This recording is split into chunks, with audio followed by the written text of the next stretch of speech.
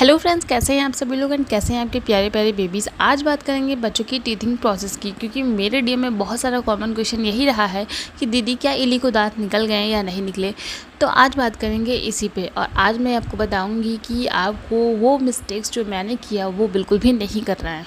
तो सबसे पहले बात ये कहूँगी कि बच्चे को ग्रेप वाटर पिलाना आप स्टार्ट कर दो। अगर आपके बच्चे 7 मंथ कंप्लीट हो गए तो आप उनको उसी समय ग्रेप वाटर पिलाना स्टार्ट कर दो, क्योंकि मैंने थोड़ा सा लेट कर दिया था पिलाने में और मैं थोड़ा सा लापरवाही भी कर देती थी, तो मैं भूल जाती थी इनको पिलाना और कई टाइम मिस हो गया था उनको पिलाना।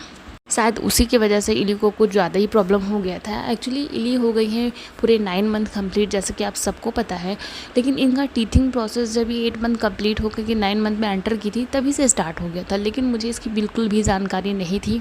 As you know that I am like she is my first baby, तो मुझे इतनी भी जानकारी नहीं थी चीज़ों के बारे में।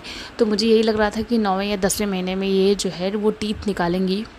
ग्रेप वाटर देती थी, बट जैसा अभी आपको बताया कि मिस हो जाता था मुझसे, लेकिन आपको कंटिन्यूटी करना है। बच्चे को ग्रेप वाटर आपको दोनों टाइम देते रहना है। और इसके सिम्टम्स क्या क्या होते हैं मैं आपको बताऊं। और एक क्वेश्चन और जो आप लोग पूछते हैं कि मैं इली को स्वेटर पहना के ज़्यादा क्यों रख रही थी। एक्चुअली इली इसी वजह से जो है इली की तबीयत बहुत ख़राब हो गई थी। इली को 9 मंथ से ही कई बार जो है वो वॉमिटिंग, लूज मोशन इतना ज़्यादा कि मेरे सारे कपड़े मतलब तुरंत भीग जा रहे थे। और इली मेरी 10 मिनट में आप कह सकते हो 10 से 12 बार वॉमिटिंग कर रही थी, लूज मोशन कर रही थी। मैं रात भर लेके उनको जग कर बैठ रही थी। मतलब इतना ज़्यादा प्रॉब्लम था कि मैं इसी वजह से इतना ज़्यादा इंगेज हो गई थी, मैं इतना परेशान हो गई थी। मैं इसलिए टीथिंग पे या और किसी भी चीज़ पे, डेवलपमेंट पे, बेबी के ग्रोथ पे मैं कोई भी अपडेट आप लोग को नहीं दे रही थी। तो जैसे ही 9 मंथ कंप्लीट हुआ इनका एक छोटू सा दांत मुझे दिखाई दिया, तो क्यूटू सा टीथ इनका आया, तब मुझे पता चला कि भाई साहब ये इली मेरी क्यों इतना बीमार पड़ रही थी।